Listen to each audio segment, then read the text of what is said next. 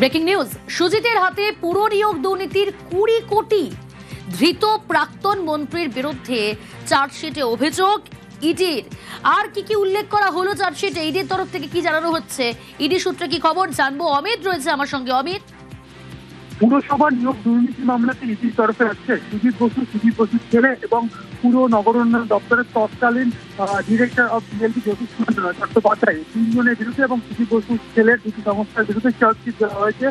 প্রথম supplementary chargesheet ইডির তরফে সরাসরি অভিযোগ আনা হয়েছে যে 250 কোটি টাকার যে দুর্নীতি, পুরসভার নিয়োগ দুর্নীতি মামলায় যে 250 কোটি টাকার মধ্যে 20 কোটি টাকা সুজিত বসুর হাতে এসছে, এমনটা কিন্তু ইডির তরফে দাবি করা হচ্ছে।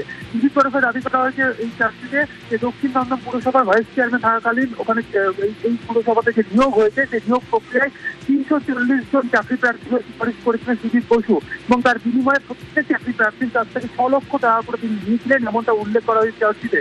চার্জশিট 186 পাতার মূল চার্জশিট এবং এর সঙ্গে 12,500 পাতার আরইউডি কপি বা নোটিশ জমা দেওয়া হয়েছে। একই সঙ্গে সুজিত বসুর বাড়ি থেকে বাজেয়াপ্ত করা যে ল্যাপটপ, সেই ল্যাপটপে একাধিক ডিজিটাল এভিডেন্স এই মামলা তদন্তের ক্ষেত্রে বা বিচার প্রক্রিয়া ক্ষেত্রে অত্যন্ত গুরুত্বপূর্ণ, সেই সমস্ত এভিডেন্সকে এই চার্জশিটে যুক্ত করা হয়েছে এবং সুজিত বসুর ছেলে এবং পুর নগর উন্নয়ন দপ্তরের তৎকালীন director of BLP Jyotishman Chattopadhyay এই তিনজনের নামে সাপ্লিমেন্টারি চার্জশিট দেওয়া হয়েছে। সুজিত বসুর বিরুদ্ধে একাধিক অভিযোগ যেমন আনা হয়েছে, যেমন একই সঙ্গে এই যে দুর্নীতির 20 কোটি টাকা সুজিত বসুর হাত ধরে এসছে, এমনটা কিন্তু দাবি ইডির।